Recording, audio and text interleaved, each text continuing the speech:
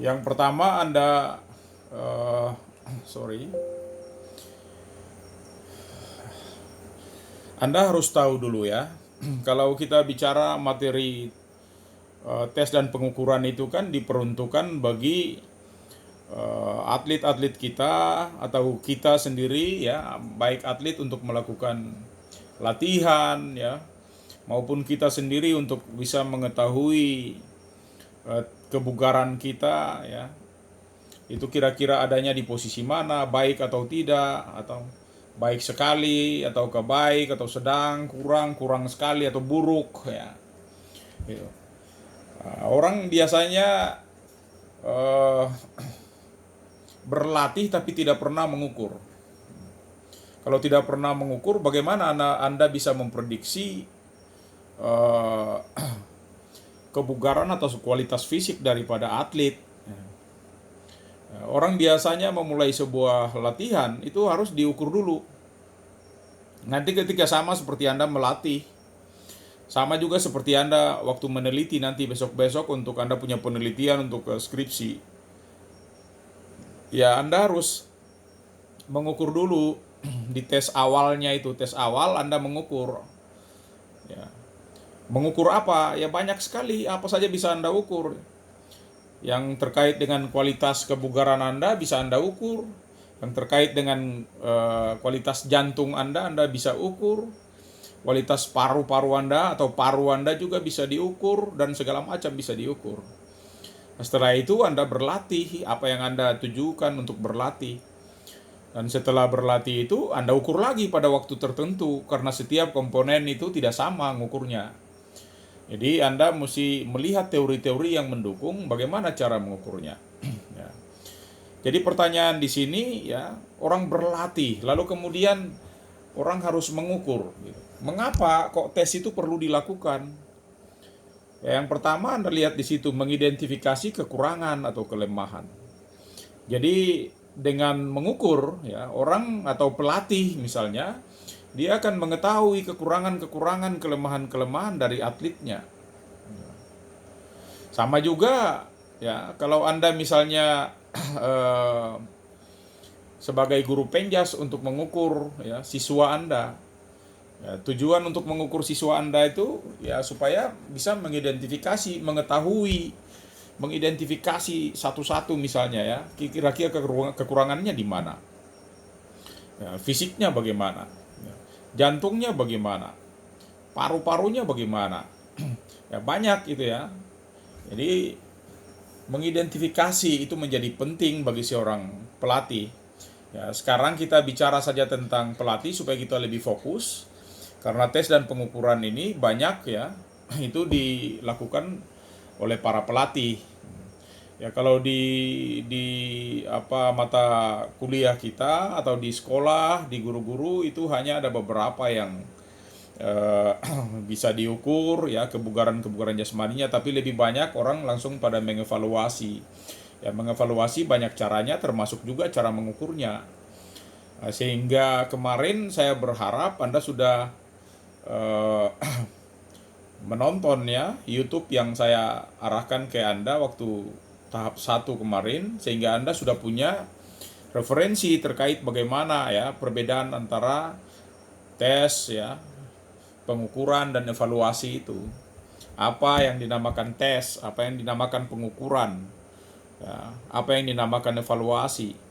Kapan dilakukan tes, kapan dilakukan pengukuran, kapan dilakukan evaluasi. Ya mudah-mudahan itu Anda sudah paham. Yang berikut ya, yang pertama tadi mengidentifikasi kekurangan atau kelemahan dari atlet-atlet kita. Yang kedua memantau kemajuan. Jadi bukan cuma kekurangan-kekurangan saja. Ya setelah kita mendapatkan hasil-hasil tes itu, ya kita mulai mengikuti perkembangannya. Jadi setiap hari, setiap waktu kita berlatih, apapun latihan kita ikuti, memantau kemajuannya. Mungkin minggu ini saya berlari masih dalam lapangan itu, saya berlari 1 jam, ternyata saya tidak mampu 1 jam, hanya setengah jam saja. Setelah berlatih lagi, ya mungkin sudah 1 minggu 2 minggu akan datang, saya sudah berlatih ya sudah mampu berlari, mungkin sudah eh, setengah jam lebih, ya. Ya.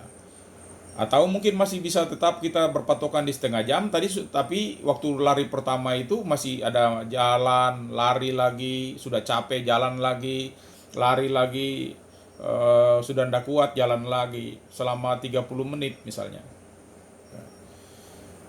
Sampai Anda berlatih dengan cara yang sama tetap pakai 30 menit itu saja gitu. Setengah jam itu saja. Nah, ternyata di setengah jam itu Anda sudah bagus, mungkin minggu kedua, minggu ketiga, ya Anda sudah tidak jalan lagi, Anda berlari full selama 30 menit itu tidak beristirahat lagi. Itu berarti Anda memantau kemajuan atlet-atlet Anda. Nah, mungkin sampai sudah 1 bulan, ya dia bukan cuma berlari saja, tetapi dalam 30 menit itu dia berlari dengan kecepatan tertentu. Nah, itu berarti lebih maju lagi, berarti dia berlari lebih cepat lagi. Kalau berlari lebih cepat, berarti waktunya pasti lebih singkat gitu. Ya. Jadi dengan ketika kita melakukan tes itu, banyak aspek yang bisa kita dapatkan. Memberikan umpan balik. Ya. Jadi setelah tes itu kita bisa menyampaikan kelemahan kekurangan kepada atlet. Ya, atlet pun bisa mengetahui kelemahan kekurangannya, dan ketika berlatih, ya dia bisa juga menyampaikan kepada pelatih, loh Pak, kok tadi saya berlatih kok sampai di sini saya sesak napas ya, kenapa ya? Nah, itu berarti pelatih mungkin akan menjawab Anda dengan berbagai macam analisis. Ya bisa jadi Anda punya kualitas fisik belum bagus, sehingga pada detik-detik tertentu, pada menit-menit tertentu, Anda memaksakan untuk mempercepat langkah dan seterusnya, sehingga membuat Anda menjadi sesak napas. Nah, itu bisa saja terjadi. Ya. Misalnya untuk mendidik pelatih dan atlet. Jadi ketika tes itu sudah dilakukan, kita tahu bahwa kita akan bergerak dari mana, kita akan melatih mulai dari mana. Oh ini kualitas fisiknya jelek sekali, maka kita mulai dari yang paling dasar gitu. Oh ini kualitas fisiknya sudah bagus, saya tidak perlu lagi di dasar, saya langsung saja pada yang lebih tinggi, ya lebih lebih cepat misalnya. Ya. Juga termasuk bagaimana memprediksi potensi. Dengan mengukur itu kita tahu potensi atlet ini, wah hebatnya di sini, oh kurangnya di sana. Oh ternyata untuk otot tungkainya itu memiliki power yang keras sekali. Kalau power yang keras itu berarti kita arahkan atlet kita ini ke nomor lompat saja. Misalnya seperti itu. Ya. Jadi Anda bisa memprediksi kira-kira potensi apa yang dimiliki oleh seorang atlet dan apa yang harus dilakukan. Ya.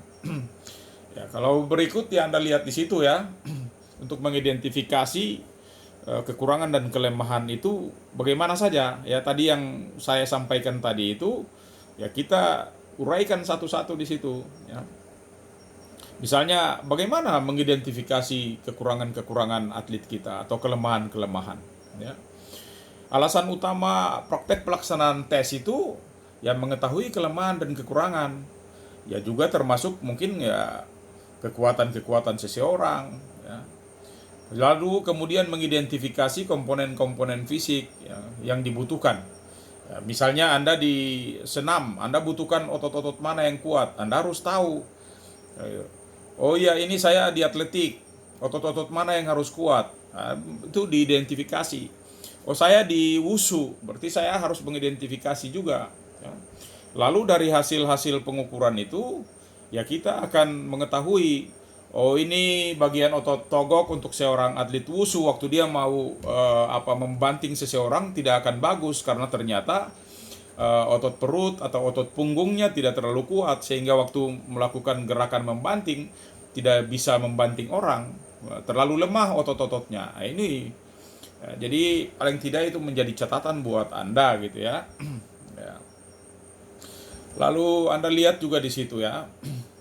Melalui tes yang konsisten dan berkala dengan interval waktu yang telah dirancang dengan baik, ya pelatih juga dapat memperoleh petunjuk ya atau acuan yang tepat untuk mengukur efektivitas ya.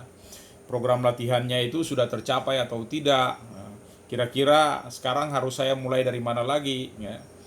Misalnya hanya dilakukan 1 kali atau sesekali dengan interval yang tidak teratur ya, dapat dikatakan tidak memberikan informasi yang bermanfaat atau dengan kata lain sama sekali tidak berguna. Jadi orang melakukan pengukuran ya, itu juga tidak harus rutin terus-terus gitu.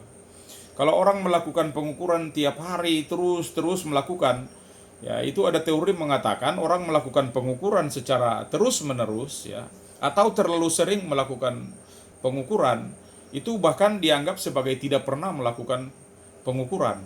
Ya, sama dengan evaluasi.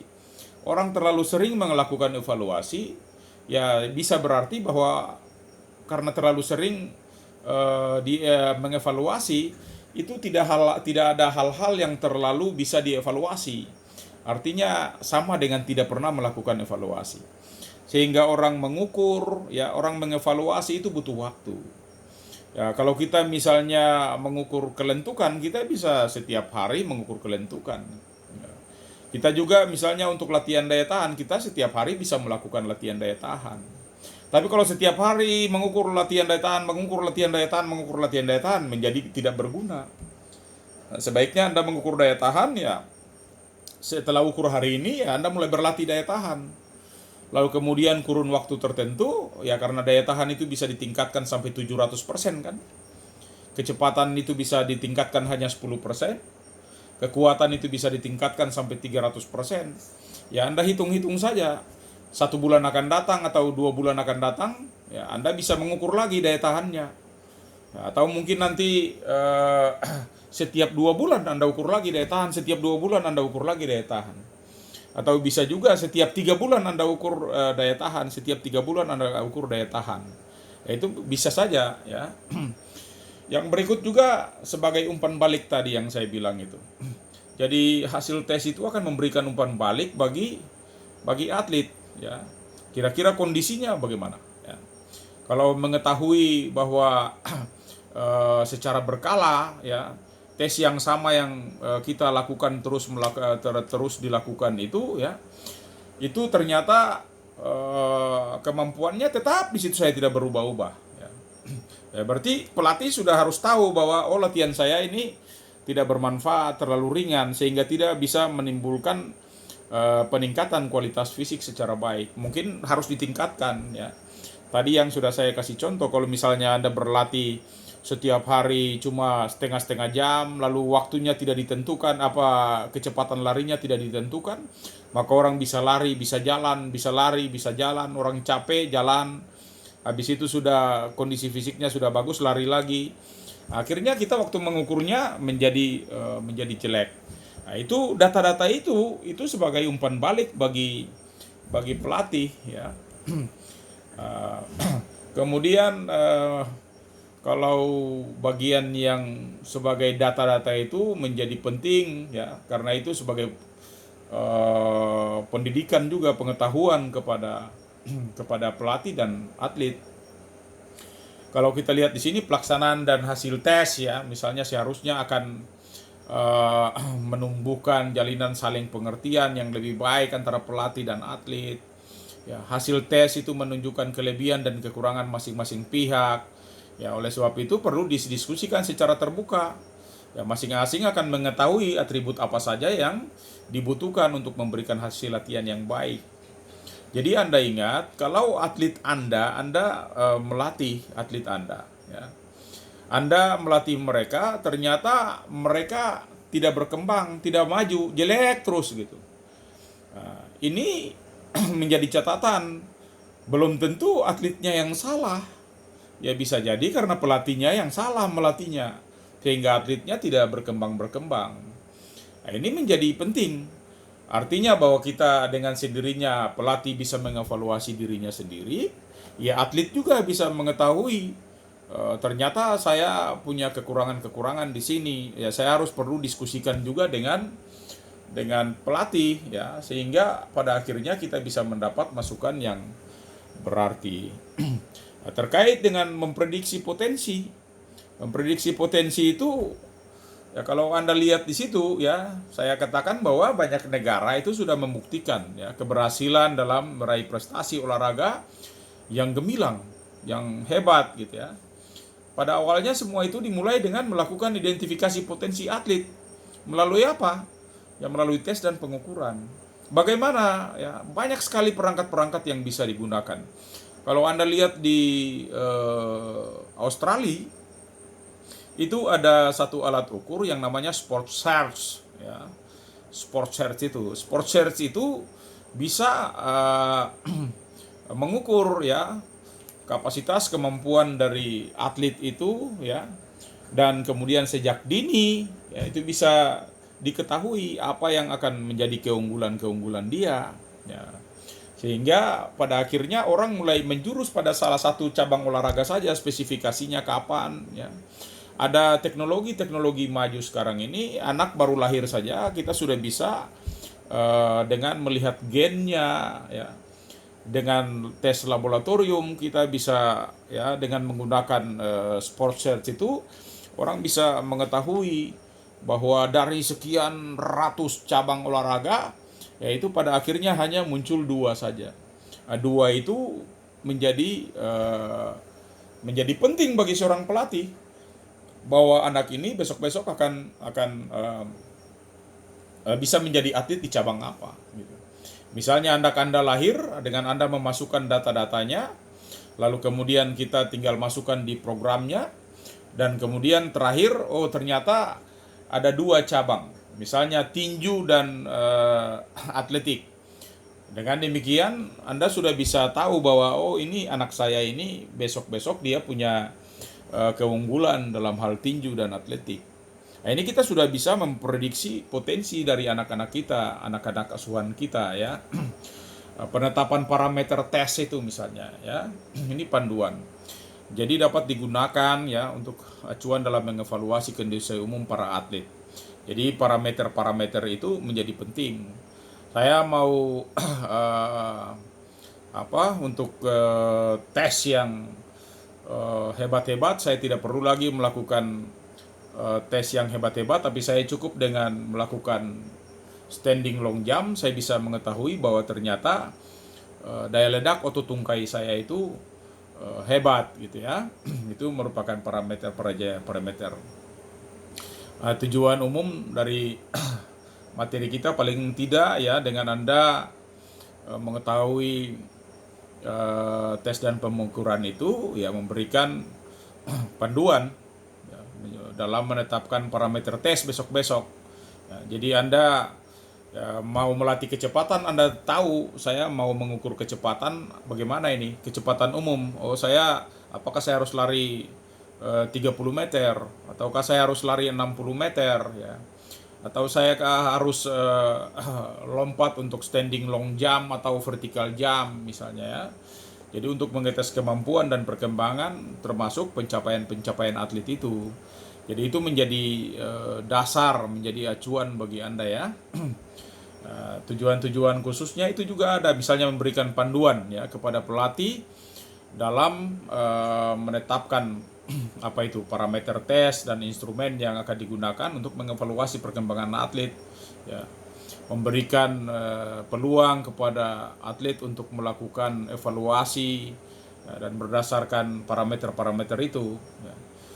Bisa juga memberikan peluang kepada pihak terkait, ya, siapa saja, mungkin dosen, ya, mungkin pelatih-pelatih yang lain, ya, kepada atlet-atlet kita sendiri, ya, lalu mengapresiasi perkembangan pencapaian prestasi atlet berdasarkan parameter tes. Jadi kalau Anda lihat parameter-parameter tes nanti ada di dalam buku itu, sudah ada semua.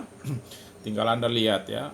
Saya mungkin akan tidak perlu lari 800 meter, tapi dengan berlari sekian meter saya sudah bisa tahu bahwa 800 meternya itu akan baik, ya. Itu gambaran-gambarannya. Yang lebih penting juga mungkin terkait dengan petunjuk pelaksanaan tes ini, ya. Yang pertama, Anda akan lihat kriteria bagi pelaksana tes. Jadi orang yang akan melakukan tes itu ada kriterianya. Lalu yang kedua juga kepada atlet yang akan dites, ya. Jadi kalau nanti Anda lihat pelaksana tes itu akan dikatakan sebagai tester, kan gitu. Tapi orang yang dites itu dikatakan testi. Lalu kita juga mungkin akan perlu juga mengetahui kriteria-kriteria atau sarana dan prasarana pelaksanaan tes. Kalau sarana prasarana terlalu panjang, dibilang saja fasilitas, ya, fasilitas olahraga yang akan dipakai sebagai sarana prasarana itu. Ya. Misalnya kriteria bagi atlet yang akan dites, ya. Pertama, ya, harus sehat fisik dan mental berdasarkan pemeriksaan dokter.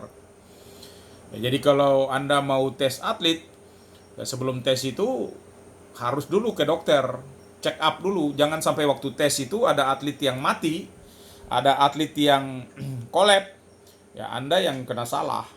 Sehingga atlet-atlet Anda, kalau besok-besok Anda menangani atlet, apakah menjelang PON, ataukah menjelang kejurnas, ataukah menjelang olimpiade, ataukah menjelang event-event yang lain, ya itu sebelum tes itu Anda harus, sebelum melakukan tes dalam hal keterampilan, Anda harus tes kesehatan dulu. Jadi biasanya orang itu ada melakukan tes itu ada 3 hal yang penting. Ada tes untuk kesehatan, ada juga tes untuk kebugaran, ya, kebugaran. Tapi ada juga tes untuk psikologi, ya, supaya kita tahu Anda punya kejiwaannya bagaimana. Sehingga orang yang biasa di Pelatda itu tes itu dilakukan selalu, ketiga-tiganya dites. Kesehatannya bagaimana, kondisi kebugarannya bagaimana atau kualitas fisiknya itu bagaimana, dan psikologinya itu bagaimana, mentalnya bagaimana, orang ini mentalnya siap atau tidak gitu. Nah, bisa kita ketahui dengan demikian, kita bisa mengikuti tes itu dengan baik. Jadi ketika orang sudah memiliki surat kesehatan, ya, atau keterangan sehat dari dokter, maka dia sudah layak untuk melakukan tes gitu. Hati-hati loh, karena banyak orang yang tes itu langsung mati di tempat karena jantungnya tidak siap, dia memaksakan lari yang harusnya dia bisa, sudah lelah, dia masih memaksakan, maka bisa jadi dia langsung jatuh dan mati. Nah, sehingga itu menjadi penting. Orang tes polisi dan segala macam, apalagi polisi-polisi yang sudah tua-tua yang mau mengambil perwira dan segala macam, itu biasanya memaksakan, kondisi fisiknya sudah tidak siap, tidak berlatih baik, dan waktu tes itu dipaksakan, akhirnya mati. Nah, itu hal yang penting. Ya. 1 hari sebelum pelaksanaan tes, atlet yang bersangkutan cukup istirahat dan cukup tidur. Jangan sampai besok mau tes, ya hari ini masih begadang sampai pagi. Ya, kalau begadang sampai pagi, ya otomatis dia akan bermasalah besok. Ya. Jadi usahakan untuk melakukan tes seperti itu, ya usahakan atlet harus tahu dan harus disampaikan ke atlet. Ingatan, besok itu ada tes, hari ini harus makan baik, istirahat baik, ya. Jadi supaya besok itu Anda optimal, maksimal, ya, dalam hal melakukan tes, ya. Makan terakhir itu 2 jam sebelum tes dimulai. Jadi jangan sampai Anda mau tes, ya sekarang makan dulu, habis makan langsung tes. Nah, kalau itu jadinya nanti makanan keluar dari mulut itu. Ya, jadi kalau Anda mau tes besok-besok juga, ketika Anda ditugaskan sekarang, besok-besok Anda harus turun ke lapangan untuk melakukan tes, ya Anda harus makan paling tidak, ya mungkin paling lambat 1 jam lah, ya. Paling cepat maksudnya, paling cepat itu 1 jam.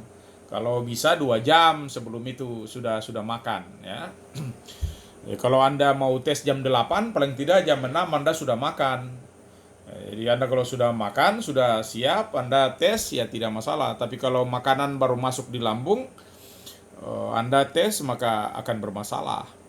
Ya, banyak orang berpikir bahwa makanan yang dimakan itu sekaligus menjadi sumber energi bagi dia supaya dia menjadi kuat gitu. Padahal energi yang digunakan itu bukan karena makanan yang sudah baru dimakan itu, tapi makanan yang sudah diolah, ya, dari kemarin, dari tadi malam, dari beberapa jam lalu, itu energinya yang bisa dipakai untuk aktivitas latihan gitu, ya. Kemudian atlet diharuskan, ya, berpakaian dan bersepatu olahraga, ya. Jadi jangan sampai orang melaksanakan tes tapi pakai sepatu pantofel. Sepatu pantofel itu yang sepatu mengkilap-mengkilap itu, yang berjalan saja sudah bunyi tok tak gitu. Atau mau melakukan tes tapi tidak pakai sepatu. Jadi waktu melakukan tes tiba-tiba kakinya lecet, kakinya luka, tertusuk apa. Ya kalau di tartan, di trek sintetik yang mungkin steril tidak apa-apa. Tapi kalau Anda berlari di batu, di rumput-rumput, tiba-tiba ada duri yang menusuk dan segala macam, maka jadinya tes itu tidak menjadi maksimal. Ini menjadi masalah. Ya, ya paling tidak Anda harus berpakaian olahraga. Jangan sampai pakai kemeja juga. Ini orang mau berlatih, orang mau tes, kok pakai kemeja gitu. Ya, jadi pakai baju-baju kaos ya, baju-baju olahraga itu pada saat tes itu. Sebelum memulai aktivitas tes, atlet melakukan pemanasan. Ya, terserah Anda melakukan pemanasan, masing-masing melakukan pemanasan boleh, bersama-sama melakukan pemanasan juga boleh. Jadi kalau Anda merasa bahwa Anda sendiri biasanya ada atlet yang pemanasan lama baru dia akan mencapai titik tertentu. Ada atlet yang pemanasan sebentar saja dia sudah bisa mencapai titik tertentu. Nah, jadi paling tidak kalau atlet itu sudah biasa terlatih baik, dia membutuhkan waktu yang cukup lama untuk melakukan pemanasan. Tapi kalau atlet yang tidak terlatih baik, ya mungkin dia pemanasan sebentar saja, denyut nadinya sudah tinggi. Nah, padahal sasaran pemanasan kita itu kan banyak. Ya untuk menyiapkan tubuh untuk menerima beban latihan yang lebih berat, menyiapkan otot, ya, menyiapkan sendi-sendi, menaikkan suhu tubuh, ya itu semua manfaat-manfaat dari dari pemanasan. Ya ditulis di situ ya paling tidak 15 menit Anda melakukan pemanasan. Bagaimana cara melakukan pemanasan? Ya macam-macam, bisa dengan jogging-jogging, bisa dengan stretching, ya, bisa dengan calisthenics, ya. Anda melakukan gerakan-gerakan kecil, terserah Anda lah ya. Atlet diharuskan untuk menjalankan tes dengan sungguh-sungguh. Banyak atlet itu pikir, wah tes ini yang penting. Karena yang penting ya dia bikin tes enaknya saja. Disuruh lompat maksimal, dia lompat pelan-pelan saja. Vertikal orang harus lompat tinggi ke atas, dia lompat pelan-pelan saja. Orang harus berlari sprint 30 meter, dia berlari santai saja tidak maksimal. Nah, kalau seperti itu maka akan mubasir, kita tidak tahu bahwa atlet kita ini sudah sampai di tahap apa ini. Ya. Jangan sampai menjadi masukan yang tidak berarti bagi pelatih. Ya, jadi itu menjadi penting. Di sisi lain itu ada juga kriteria bagi pelaksana tes. Ya, pelaksana tes itu siapa? Ya misalnya kalau Anda besok-besok melatih, Anda yang mengetes, ya Anda sebagai pelaksana. Ya. Atau juga Anda mau berdiri nonton saja, Anda utus orang lain sebagai pelaksana tes. Boleh-boleh saja, yang penting anak itu memenuhi syarat-syarat tertentu. Syarat-syarat apa? Misalnya mengetahui jenis-jenis alat ukur yang akan digunakan. Jangan sampai bilang mengukur tinggi lompatan vertical jump. Dia sendiri tidak tahu. Nah, itu jadi masalah. Mau mengukur standing long jump, ya, lompat jauh ke depan tanpa awalan. Dia sendiri tidak tahu. Nah, bagaimana caranya? Bagaimana mengukur koordinasi mata kaki, mata tangan? Bagaimana mengukur kelincahan? Ya, orang-orang yang kita gunakan sama seperti Anda yang mengikuti mata kuliah ini, ya Anda itu yang harus memenuhi ini, mengetahui cara-cara ini. Ya, jadi ada kriterianya. Anda melakukan tes besok di lapangan, Anda harus mengetahui ini, memenuhi kriteria ini. Misalnya yang pertama tadi itu mengetahui jenis-jenis alat ukur yang akan digunakan. Oh, saya mau mengukur keseimbangan, berarti saya menggunakan pyroid, ya, atau saya berjalan di atas balok titian, ya, atau macam-macam cara yang lain, ya. Saya bisa berputar ke kiri, berputar ke kanan, ada keseimbangan statis, ada keseimbangan dinamis. Bagaimana saya mengukur kelentukan? Oh, saya mengukur kelentukan berarti saya bisa menggunakan kelentukan kelentuk togok ke depan, bisa pakai sit and reach, ya. Atau bisa juga saya berdiri di atas bangku multibox, kemudian saya jongkok ke bawah standing transflexion meter. Ya, saya mau mengukur reaksi berarti saya menggunakan whole body reaction gitu. Saya juga bisa menggunakan Nelson, ya, pakai penggaris saya jepit di kaki, di tangan, ya itu bisa. Atau saya mau mengukur kecepatan lari saya bisa pakai stopwatch. Ya, saya mau mengukur kecepatan pukulan juga, mungkin saya bisa pakai photogate meter, ya, speed gun dan seterusnya. Saya mau mengukur kekuatan otot tungkai, saya harus pakai leg dinamometer, atau saya mengukur kekuatan punggung, pakai back dinamometer, dan seterusnya, dan seterusnya, dan seterusnya. Nah, ini yang Anda harus tahu, jangan sampai Anda sendiri mau mengukur tapi Anda tidak tahu. Yang berikut, memahami prosedur pelaksanaan pengukuran. Anda baca betul-betul bagaimana cara melakukan pengukuran itu. Ya, Anda membacanya secara baik supaya jangan sampai salah-salah. Di buku dikatakan 1 menit, tapi Anda bikin cuma 30 detik, maka sudah bersalah lagi. Prosedur-prosedur pelaksanaan pengukurannya itu harus diikuti secara baik. Ya. Dapat mengoperasikan dengan benar berbagai peralatan yang akan digunakan dalam pengukuran. Biasanya hasil-hasil tes itu terjadi karena beberapa faktor. Hasil tes itu bisa jadi tidak membaca apa yang semestinya. Ya. Katakanlah katong tes whole body reaction atau tes reaksi tubuh. Ya. Ternyata alat kita rusak. Ya, kalau alat kita rusak berarti kita tidak bisa mengukur secara baik. Maka alat-alat itu harus ditera. Nanti kalau Anda mau gunakan alat besok-besok untuk mengukur di lapangan, alat itu harus ditanyakan ke pengelola lab. Siapa pengelola lab di program studi kita? Apakah alat ini sudah ditera atau belum?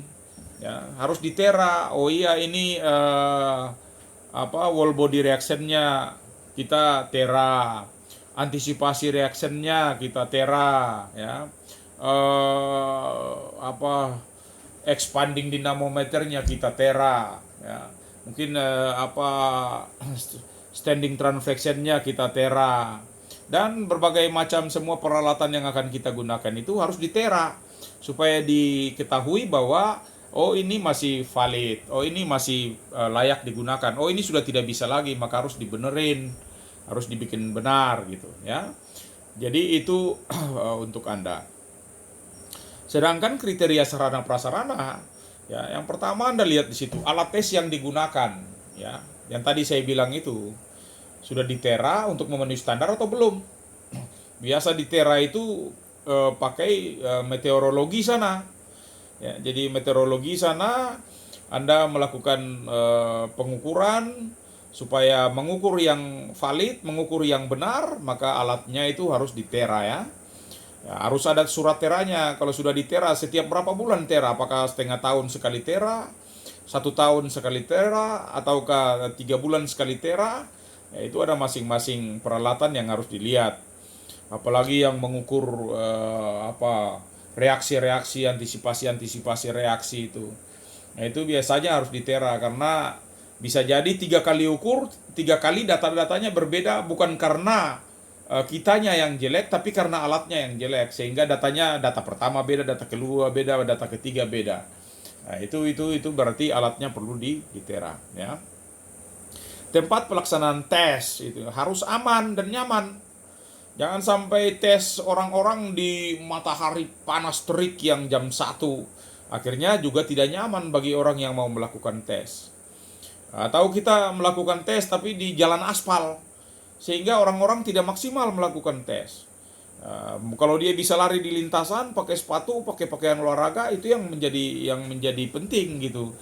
Jangan sampai sudah mau lari mau lari ternyata larinya di aspal. Ya, sudah begitu aspal yang bergerigi kasar-kasar itu. Nah, itu jadi masalah.